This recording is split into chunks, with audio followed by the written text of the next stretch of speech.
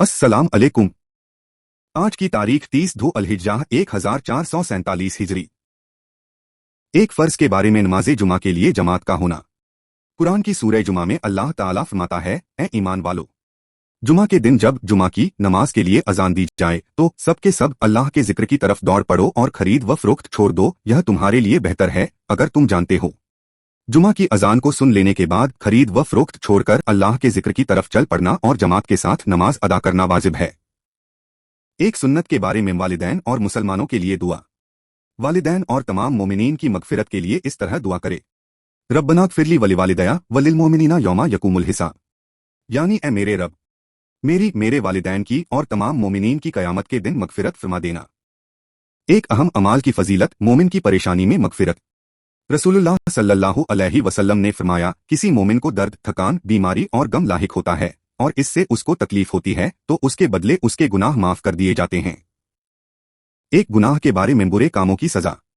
कुरान के सूरह नूर में अल्लाह ताला फरमाता है, जो लोग यह चाहते हैं कि मुसलमानों में बेहयाई की बातों का चर्चा हो तो उनके लिए दुनिया व आखिरत में दर्दनाक अजाब होगा, और ऐसे फितना करने वालों को अल्लाह ताला खूब जानता है, तुम नहीं जानते। आखिरत के बारे में क़यामत के दिन जमा होना है।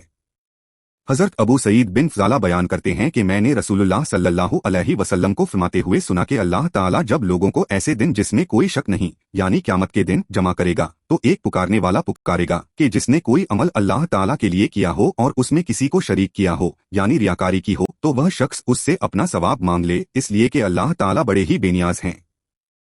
तिब्बे नबवी से इलाज बद और शैतानी असर से हिफाजत। हज़रत इब्ने अब्बास रज़ी अल्लाह अन्हु बयान करते हैं कि रसूलुल्लाह सल्लल्लाहु अलैहि वसल्लम हज़रत हसन और हज़रत हुसैन के लिए इन अल्फाज में दुआ फरमाते थे, उइज़ुकुमा बिकलिमातिल्लाहि ताम्मति मिन कुल्ली शैतानिन व हाम्मतिन व मिन कुल्ली ऐनिन लाम्मा।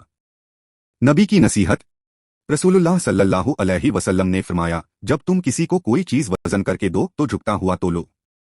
इस्लामी तारीख फितना और आलमे इस्लाम।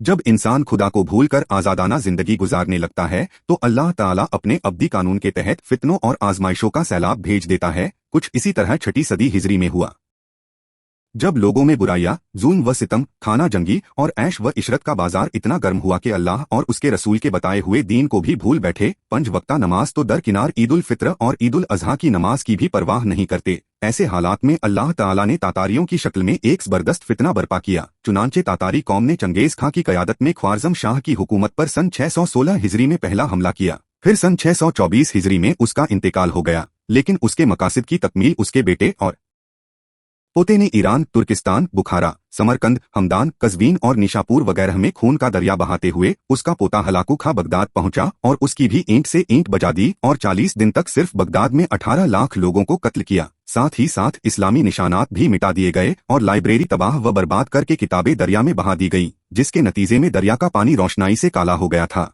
इतना जबरदस्त हादसा मुसलमानों पर कभी नहीं आया था, लेकिन अल्लाह ताला की कुदरत देखिए कि जिस कौम ने आलमे इस्लाम को तबाह व बर्बाद किया था, खुद उन्हीं को ईमान की तौफीक दी और वह पूरी कौम मुसलमान होकर इस्लाम की पासबान बन गई। अल्लाह ताला ने कुरान की सूरह मोहम्मद में सच फरमाया है, अगर तुम फिर जाओगे और हमारे अहकाम की नाफरमानी करोगे तो वह तुम्हारी जगह दूसरी कौम को ले आएगा जो तुम्हारी तरह नाफरमान नहीं होगी। देखने के लिए शुक्रिया। ये वीडियो हर रोज देखे और अपने रिश्तेदारों, बच्चों और दोस्तों से शेयर करे, वीडियो लाइक करे और चैनल को सब्सक्राइब करे और दीनी तालीम को आगे बढ़ाए। खुदा हाफिज, फिर मिलेंगे।